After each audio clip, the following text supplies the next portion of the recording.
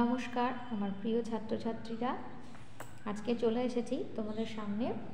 আজকে যে ক্লাস নিয়ে যে টপিকের উপরে আলোচনা করব সেটা হচ্ছে ত্রিকোণমিতি।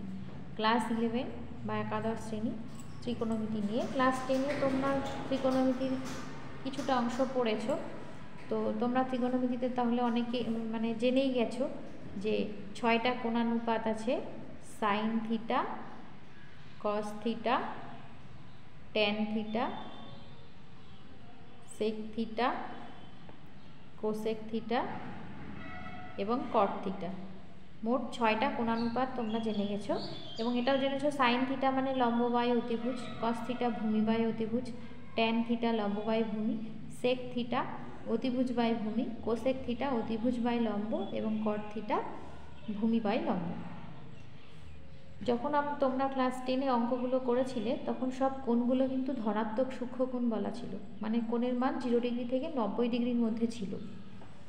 তো সেই অনুযায়ী তোমরা সাইন 0 ডিগ্রির মান জানো, সাইন 0 ডিগ্রির মান 0, সাইন 30 ডিগ্রির মান হাফ, সাইন 45 ডিগ্রির মান 1/√2, সাইন 60 ডিগ্রির মান √3/2, সাইন 90 ডিগ্রির মান 1।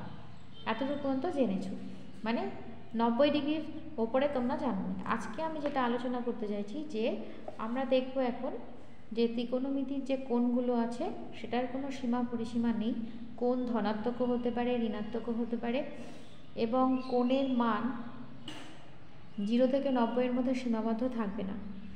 তার জন্য আমি তোমাদেরকে একটা সূত্র দেখাবো কিভাবে কোণের মান কত আসলে কত মান বের করব, কীভাবে করব।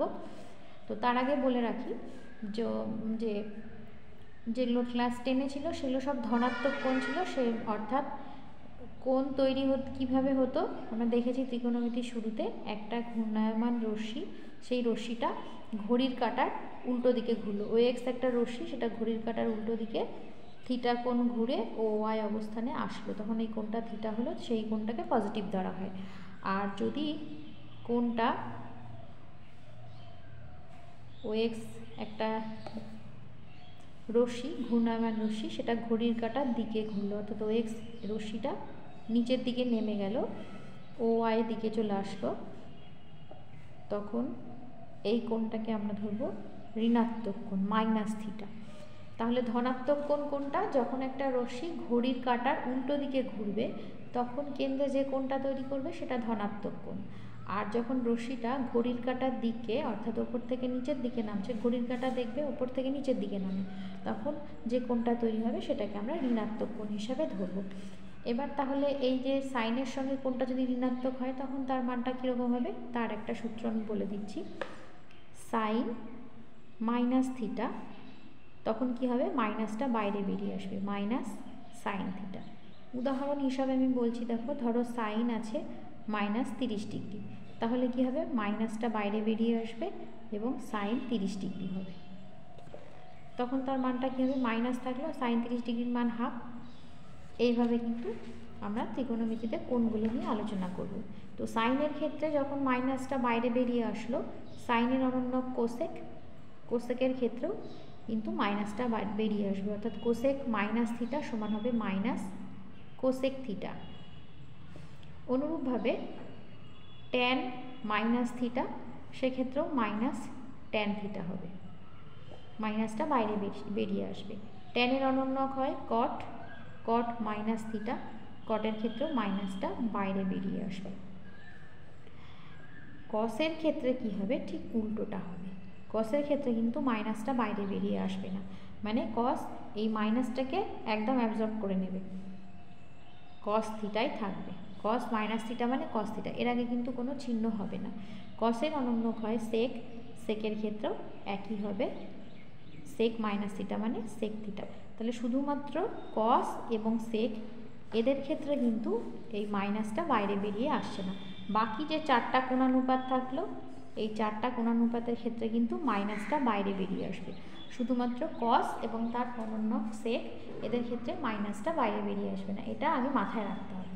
এবার চলো কোণ কত রকম, কীভাবে কোণটাকে আমরা রিপ্রেজেন্ট করব। আমরা যখন লেখচিত্র করেছিলাম ক্লাস 9-এ, ভালো করে খেয়াল করো এরকম আমরা লম্বভাবে দুটো রেখা এঁকেছিলাম, এক্স অক্ষ ওয়াই অক্ষ। এখানেও তাই করব, তীরটা না দিলেও হবে। ধরো দুটো লম্ব অক্ষ একটা বিন্দুতে ছেদ করবে, তাহলে আমরা দুটো লম্ব রেখা যখন পরস্পরকে ছেদ করলো, দুটো রেখা লম্বভাবে যখন ছেদ করলো, দেখো 4টা ঘর হলো। আমরা এই ঘরটার নাম জেনেছিলাম লেখচিত্র করার সময় প্রথম পাদ, দ্বিতীয় পাদ, তৃতীয় পাদ, চতুর্থ পাদ। সেই হিসাবেই নাম দিলাম প্রথম পাদ, এইটার নাম ছিল দ্বিতীয় পাদ, এটা তৃতীয় পাদ, এইটা চতুর্থ পাদ। এবার প্রথম ঘরে যে কোণগুলো হবে সেই কোণটা সূক্ষ্মকোণই হবে, মানে 0 থেকে 90-এর মধ্যে। আর দ্বিতীয় ঘরটা 90 ডিগ্রি থেকে 180-র মধ্যে থাকবে। তৃতীয় ঘরটা 180 থেকে 270-এর মধ্যে, এবং চতুর্থ ঘরটা 270 থেকে 360 ডিগ্রির মধ্যে থাকবে। তাহলে প্রথম ঘরটা 0 ডিগ্রি থেকে বড় এবং 90 ডিগ্রি থেকে ছোট, এর মধ্যে থাকবে। দ্বিতীয় ঘরটা 90 ডিগ্রি মানে এই লম্ব রেখাটা 90-এর থেকে বড় হবে, আর এটা হচ্ছে 180,